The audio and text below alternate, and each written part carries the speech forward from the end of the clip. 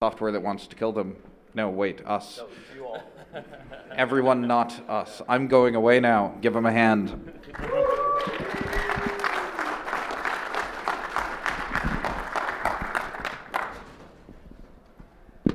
First of all, ladies and gentlemen, thank you for not fleeing to the airports and getting on all your flights. Oops.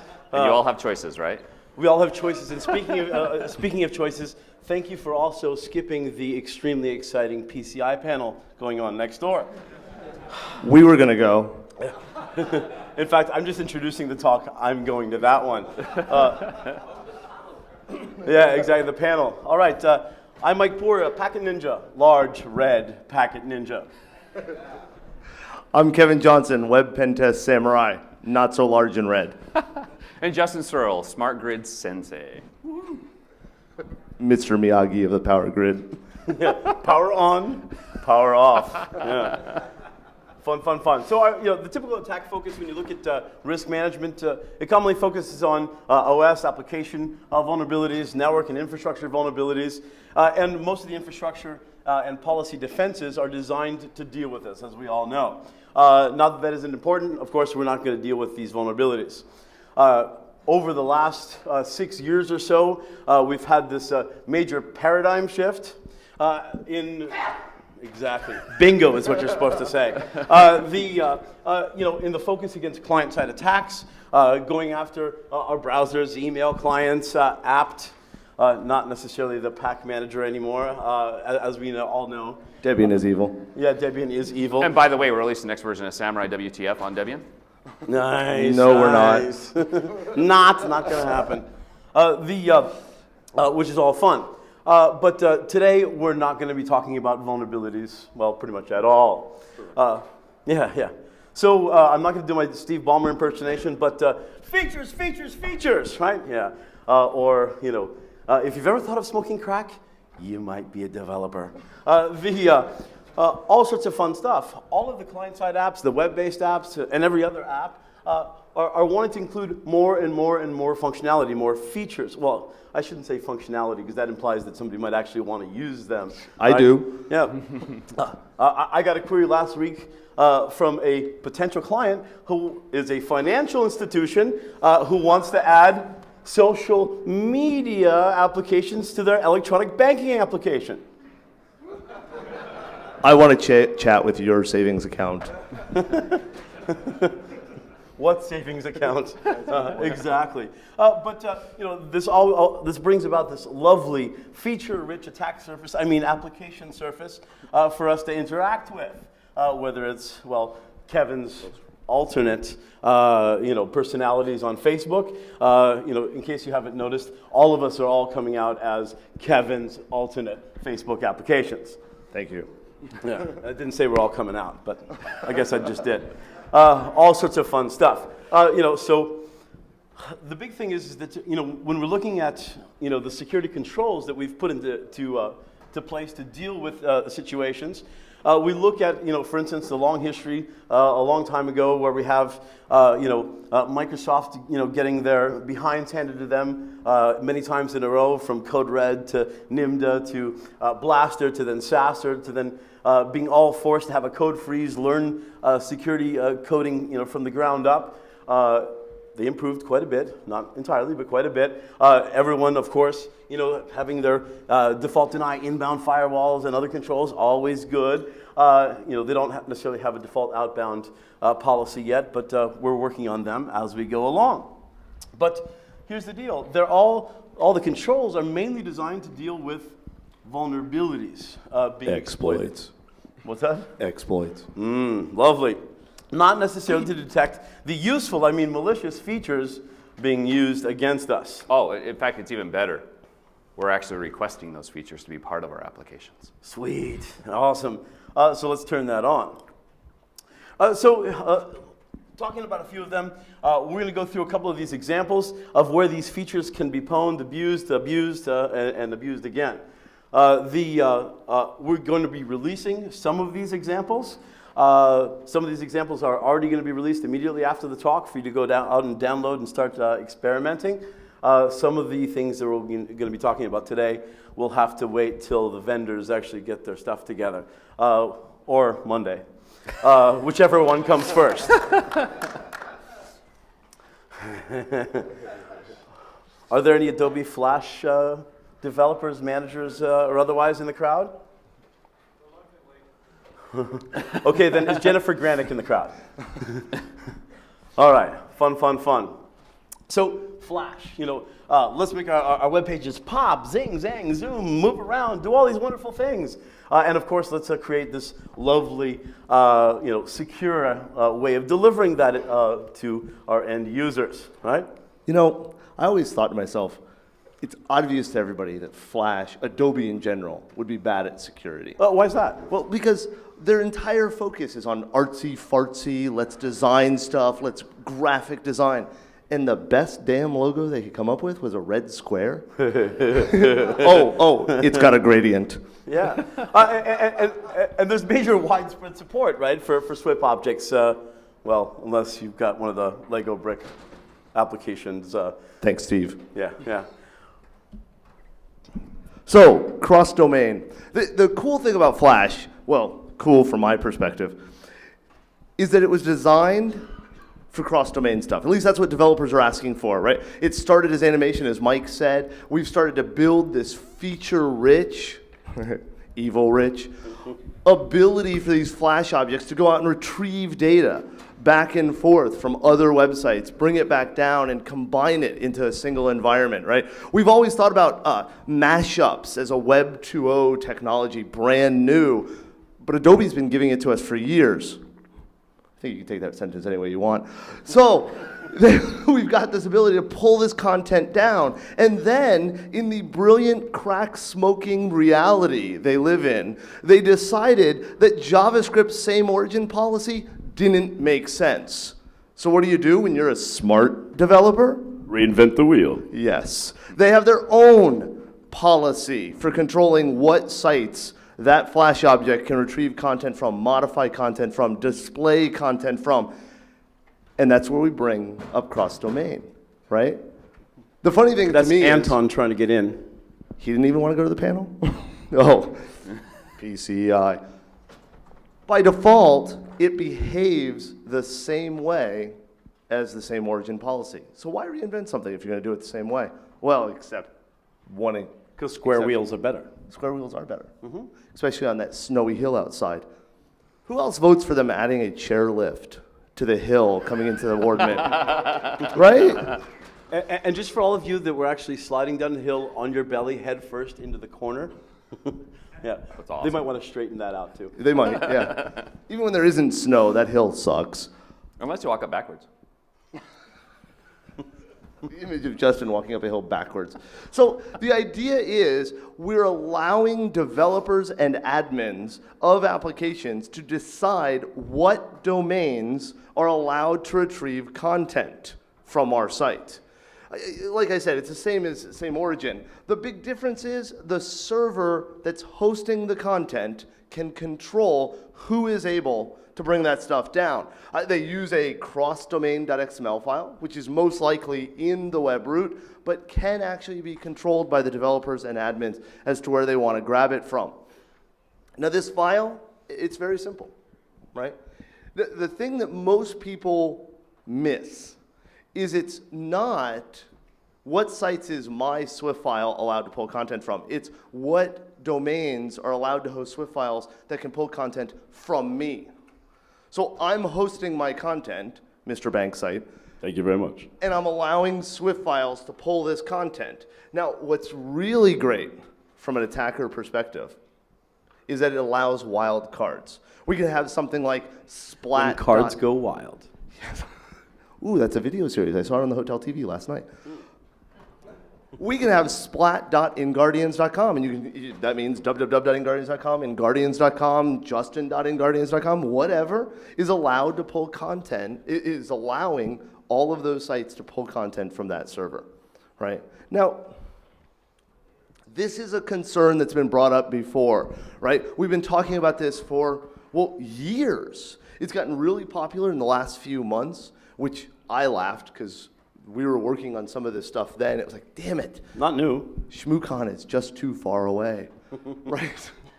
Now, when this came out and all the blog postings were being put up there and everything else, Adobe came out and actually said, this is okay, we know about this, we accept this security risk. Not only do we accept it, we warn developers of it. They've got a little blurb, as a matter of fact, it was quoted on the previous slide. Enabling a cross-domain.xml file may expose your site to attack, right? But in my opinion, just saying, hey, don't do stupid shit, hasn't stopped the human race from doing stupid stuff for years. Case in point. Right? Yeah? My parents. Yeah. Just because it is configurable doesn't mean people will configure it. And the sad part is the ones that do configure it, well, we'll get to that, right? Now, the Adobe website actually hosts all kinds of documentation and tutorials. Hey, do you want to write a Flash application? Do you want to do something securely? Come talk to us, read our stuff. And that documentation, just in a simple read of some of it, as I was learning how to build Flash objects, as Mike and Justin were learning how to do this, we were reading these things, we're finding cross-site scripting, cross-site request forgery. And the most common vulnerability we found in these tutorials are SQL injection. Yeah. In the tutorials that are teaching you how to develop these things securely. From the Adobe website. Now, we don't assume that Adobe has written all of these tutorials, right? We don't want to stand up here and say... because that would be quality. Right. Total quality. Yeah, it would be better. But is Craig Simmons in the room? Craig? Just checking. All right. Good. This is one of the examples that we got, right? This was written, supposedly, because we believe everything on the web, Adobe Developer Connection, Craig Simmons, who is the senior lead And? quality engineer. He wrote a tutorial called Using ActionScript 3 to retrieve MySQL data using server-side ASP scripts. MySQL data? MySQL data. Yeah. Well, it is now. Yeah. Oops. I did find it funny, though, using MySQL with a Windows technology just seems an odd combination. And in this script, right, he's giving you the ASP script, he's giving you the XML file that the Flash object will send to the server and retrieve from the server, and he's giving you the Swift file that contains this action script. What does this action script do? It builds an XML document with a series of full SQL queries that are sent via an HTTP post up to the ASP file, which parses the XML document, takes the query from the client application, and runs it against the database. You know, this isn't even SQL injection. This is SQL request. You're asking for it. Thank you. And I have to Please. say, yeah, please, yeah, it is quality, right? This is just one sample of the examples we found on the website. You can't make this stuff up, ladies and gentlemen. I tried. Nope, no, if we made it up, it would be more realistic. Well, yeah, especially if I wrote it.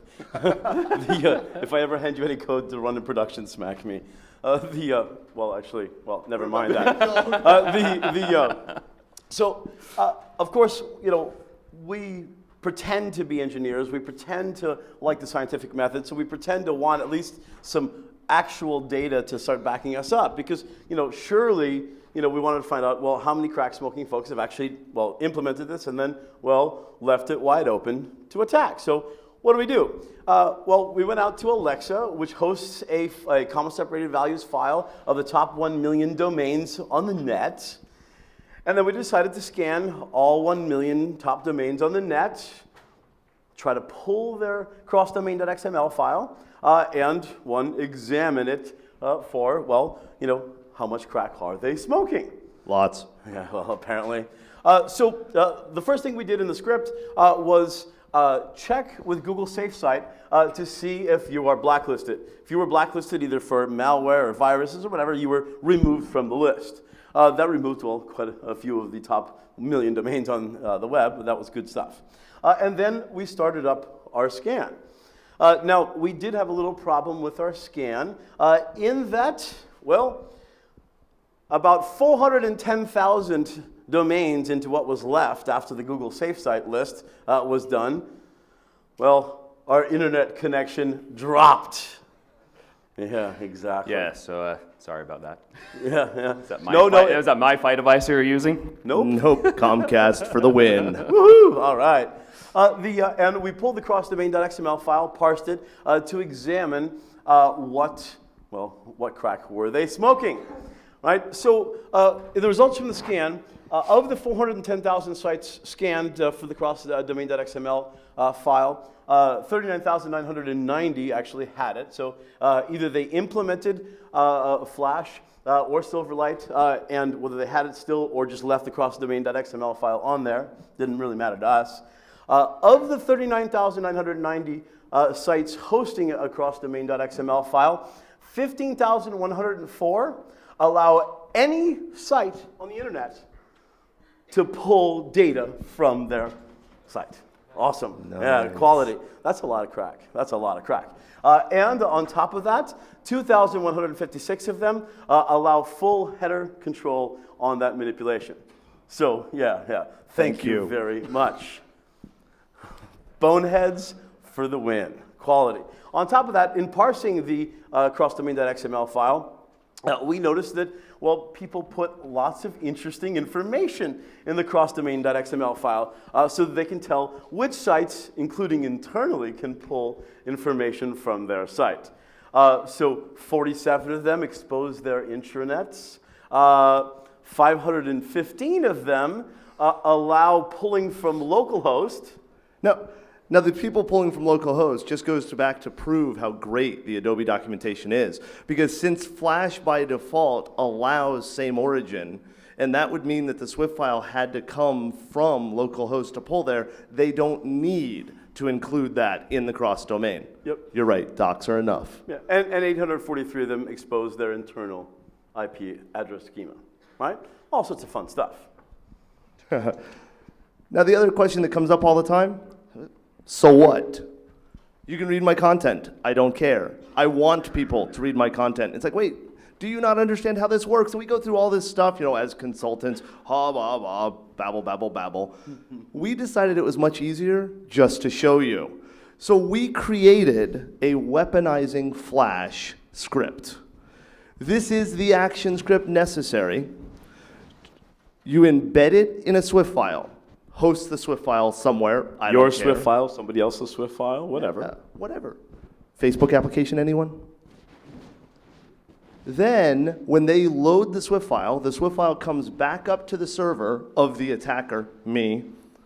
By the way, if you're going to use this in your Swift files, you probably want to change what controller server it's talking to. I recommend that. Yeah, I get to play with your clients. Again. Oh, yeah. It then goes, reads a file off of my server and says, hey, what site do you want me to submit content to and get the results? We hand it to it. Now we could fire just cross-site request forgery attacks where we don't care about getting the results. But if then we use one of the crack smoker meth heads that have implemented the wide open ones, well, then let's grab the request, send it out, get the results, send the results of that request back to the attacker controller script. And then what do you do then? Loop back around, start the party all over. Is that bad? I don't think so. Yeah, exactly. My perspective might be warped. That means we can remotely control this Swift file. Why not? This will be available at inguardians.com/tools once we're no longer snowed in. Coming from Florida, this shit's freaking me out. He's allergic to snow. As I found out last night when Bob threw me into a snowdrift. Over and over again. You should have seen his sad snow angel. So Flash is not the only application that we have that's providing us wonderful, wonderful features. We also have a great, great application that we all know and love, both from a penetration testing perspective as well as from a user perspective, called Firefox. This is not Project Aurora. So Firefox provides multiple different add-ins. Okay? Some of those add-ins give you lots of fun things to do, like keep track of how long your browser's running.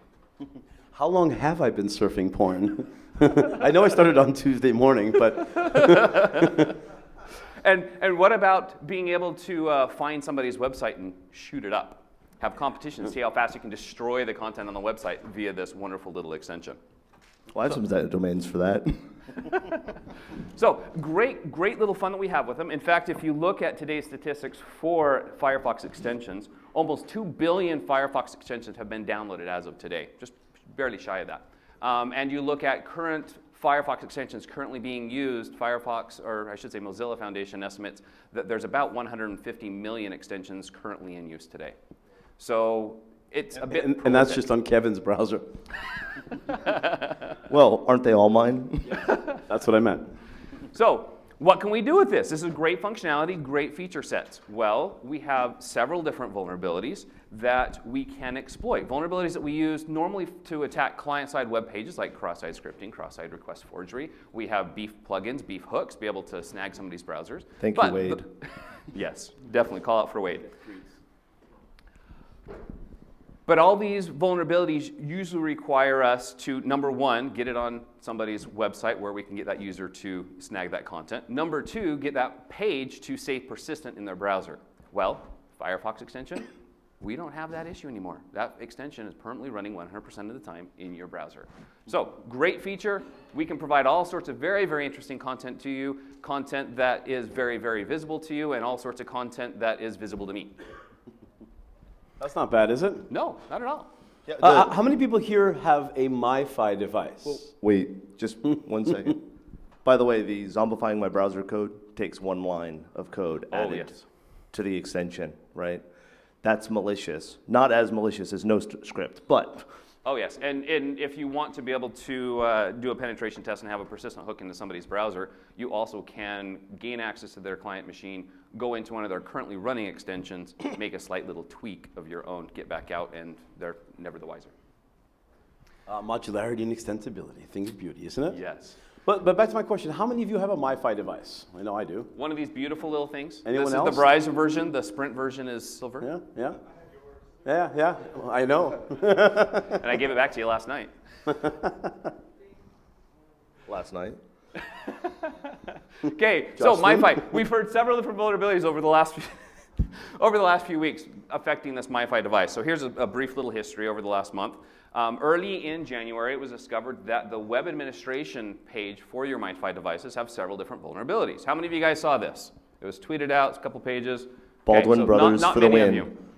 Yeah, I had no idea the Baldwin brothers were security researchers, but hey. Okay, so pretty severe cross-site scripting, cross-site request forgery, and the fun one, authentication bypass. They will check to see if you're logged in on all of 3 of the many pages that is available. Oh, and Verizon knows about this, and they are working on that. Yes, it is actively being. And I talked to them specifically on Friday, and they said, "Don't worry, you have to be within 15 feet of the device to pull it off." So, How close are you guys to me? okay, then it was discovered that one of the pages that is susceptible to the the authentication bypass was the configuration file. So all you have to simply do is request the configuration file from the browser without logging in, and it will very gladly give that page to you. Not only that, if you want, you can actually send it back up to the client, and it will automatically take that in, run whatever you tell it to do. Wait a minute. Glad that wasn't mine. That's okay. Good thing I have copies of all your configs anyway. So, and then last week, Joshua Wright, one of our fellow coworkers, Yay, Josh. gave us an article discussing about some of the weaknesses in the way that Verizon, in particular, had set up the default SSIDs and the default passwords for those SSIDs. And we have Hikari from Pico was kind enough to run some, or is in the process of running a couple hash dictionaries for us. And it's going to take him about 37 hours is all to calculate every single possible default SSID and default password for MiFi devices. Thanks, Hikari. He rocks. Yeah, Yes. Pico. Rocks hard. Good stuff, man. Yep. And rocks fast. Okay, and as of today, we build upon this. Okay, so first thing I did when I got my MiFi device, jumped into it, looked in the configuration file, saw, okay, this is kind of limited on what I can do. That's not really cool at all. And you left it by default, right? Because that's what we all do. Oh yeah, no, of course not. How many of those that actually have a MiFi device actually left it in default mode? Oh, none Raise of your you? hand, Tom. You're Raise screwed. your hand, Tom. Okay, so I went through and I found on one of the pages a very, very odd setting that was one of the default settings. So if you look up here on the port forwarding page, they have HTTP port forwarded over to Never Never Land. This is an IP address that Michael is a valid Jackson's IP dead. address in the WLAN in your wireless network. However, it's something that's not populated or an IP address that will never be issued out. And what did I do as a security professional? I disabled it. Okay? Why allow traffic from the internet to go through my device out into Never Never Land? Because that's just stupid. It's wasteful. Security for the fail. I know. And then another thing that I did is I also went through and changed my default IP address range for my wireless network. Okay, 198 or 192.168.1.1 is just something that I find a little too common. I didn't like it. I quite often will do multiple route tables through multiple interfaces when I'm doing penetration tests, and I didn't like always that use setting. the 6.6.6 network. No, actually 10.6.6.6 if anybody's interested in jumping on. Well, the so you're- 6.6.6 network is owned by Milnet, so it's much more evil. Oh, yeah. Nice. I'd So appreciate what you're more secure. Oh, I'm much more secure. Yeah. I secured my MiFi device. I made sure that nobody could get into my MiFi device. Fail. Guess what? If you Fail. remove that setting, you are now susceptible to authentication bypass from the freaking internet. Yeah. The freaking internet. I've seen that site. Dude, I run that site. You So, sent me the link. this web admin page, by default, runs on all interfaces, including your cellular interface, which runs on a public IP address, which is accessible from the internet. So if you remove these settings, anybody that happens to get out there and scan for it will find your device, find the configuration, and will have the option to upload their own configuration to your MiFi device. Well, what's in a configuration file for these things? Oh, there's absolutely nothing in the configuration file for these things other than the password to control the device, the SSID for your wireless network, the PSK for your wireless device, and all sorts of other interesting settings that if you accidentally put in other information, the device fails to function anymore. Nice. That's a cool password. It's a really cool password. It's kind of a fun password, huh? You know Wha- what? wha- wha- I have why- never found any password cracker ever figure out my passwords. Never. That's awesome. By the way, that is your device, Kevin. Damn. It's not my device. And yes, that is my password on your device. Nice. I hate when he does that. So what do attackers do with this? Of course, they would simply scan the internet trying to find these devices. If you look at Verizon, Verizon has about 4 million IP addresses dynamically assigned to your MiFi devices when they connect up to the internet. Or 8 million if you trust Nmap's output. Yes, so when you scan a whole bunch and you force Nmap to do a whole bunch in parallel, it tends to have some interesting output every now and again.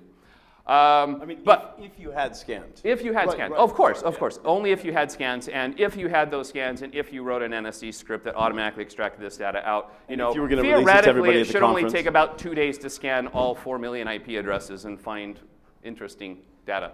Hypothetically speaking. Hypothetically speaking, of course. Yeah. Moving on. Enough. And there's an issue out there. There is a problem. Is Jennifer there are Granick in the people that crowd? are vulnerable.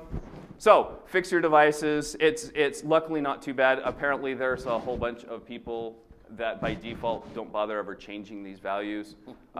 There's a whole bunch of more people that do change these default values to disable that port forwarding because it's a security flaw, and fail to change their default admin password. Yeah, that was quality. Admin, ADMIN. Only about 40% of all devices found hadn't changed their default password, and 60% of all devices hadn't changed their default PSK and SSID. Hypothetically found, right? Your Yeah, friend was doing my it. friend was right, doing yeah, it. yeah, maybe.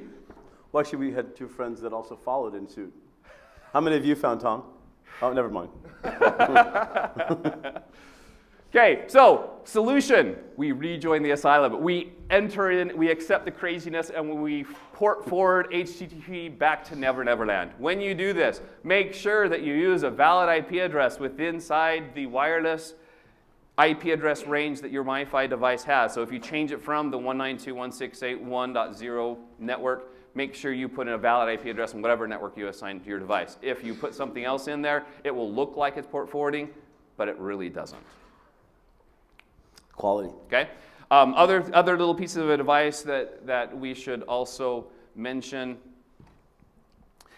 If you do this port forwarding, realize that this is only a fix from the internet. Okay, people that you allow onto your MiFi device still have full access to all these vulnerabilities. They can still have full control of your device. So what does that mean? Never, never, ever put your MiFi device in hotspot mode, which opens it up to the world, lets anybody they want to jump onto the device. Damn. And never share your MiFi password with somebody that you don't absolutely trust and don't mind if they change your configurations. So, or you have something to Like Kevin. hang over their heads and make sure that they change it back to what it's supposed to be. Put in a slide. That was good. So, and the very last thing is, of course, all of us like our MiFi devices because we hate tethering things to our laptops. Unfortunately, the only way to flash these things is connecting it up to the USB port and running the application and forcing it to do an authentication. By default, it'll do a re-authentication every 30 days. You can force it to do authentication by authorization? Yes. Activation. There we go, the other A word. Yeah. So you can force it to do an activation inside the menu. Just tell it to do an activation. It'll grab the newest firmware. The newest firmware as of today, I think, was middle of January. Keep on doing this periodically because Verizon does know about this issue. They are working to fix this issue. So hopefully we'll have a fix very soon and it will automatically be pushed to your devices as long as you tether and run the application. If you never do that, it'll never update. Did Justin tell people to just suck on their Verizon Wi-Fi? Pretty much. Yeah. Yeah. They're lickable. They're lickable. No, They're lickable. iPhones are lickable. MiFis are not. Which is He which? always gets them confused. Which is which? Yeah. Fun, fun, fun. Which brings us to my new favorite exploration playground, right? Every time Kevin says, my new favorite thing, run. We found a new group of crack smokers, the W3C. Want 3 crack rocks is what I think it means. Probably. So these guys are about to are working on the 5th revision of HTML. Now, I don't know about you guys, but the way I've always thought of revisions is you get better. They are getting better for us. That's a good point. So the W3C is developing HTML5 and all of the standards around it, the extensions, the other things they're working on in tandem with HTML5 to focus on the idea that the web has changed. We're no longer the gray background, black text, blue links, unless you've clicked on it, and then it becomes purple, right? We now have fully functional, wonderful, thick applications running in our browser. And so the W3C talks about in the introduction to HTML5 is that the focus of HTML5 is web applications, which most people look at and go, yeah, web applications, that's exactly what we want them to do. We want them to focus on web applications because that's what we're building. Did you people forget HTML is a client-side language? Oh, wait, isn't it a hypertext markup language? Isn't it not supposed to do anything? That was the whole point, wasn't it? Markup? Yeah. Well, it's going to mark up your reputation. So they're adding all of these features and power to the browser. Up on the slide is just a sampling of the cool, new, brilliant, tripping features. I want some of that stuff. Yeah, Hook me up. There's lots of acid going on at W3C. Don't you guys want the ability from JavaScript to connect to a database? Yeah. What about USB devices? Oh, that's in there, right? Web storage, because cookies weren't enough. Let's start serving our porn and wares from your browser, right? Nice. I hadn't thought of that, but now that you mentioned it. Excuse me? Yes. And sockets. File access, sockets. It can read the temperature of your hard drive and send it to the internet. Oh yeah, by the way, the W3C standard, they've obviously misunderstood the meaning of the word should. It should attempt to prevent this from going to the internet without alerting the user. We should. Bite me. These are the things they're building. I don't know about you, but I don't even want to know the temperature of my hard drive. Why would I want my porn sites to? Gmail. It's getting hotter.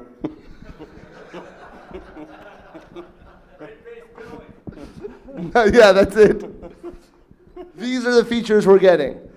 As we dive deeper into this idiocy, as we go forward into the wonderful horizon of vulnerability. We will not go quietly into the night. Oh, I've never been quiet. We know, Kevin. This is what we're getting at. Yeah, absolutely quality. And it's just one of those things where, over the last couple of years, these features have become much, much more useful to all of us as pen testers. So I say, keep it going, bring it on. It's good stuff. We Thank want it, you. and we want more of it. So thank you very much. Thank you.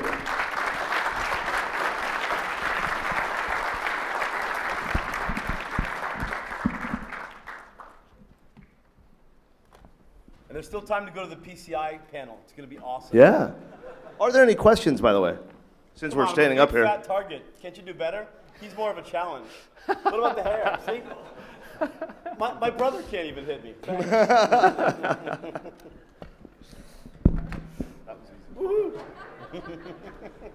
By the way, if anybody's interested, that NSE script will be uploading as soon as Verizon, we confirm from them that they have a fix out. We'll upload that to the Or Nmap Monday site. morning, whichever one comes first.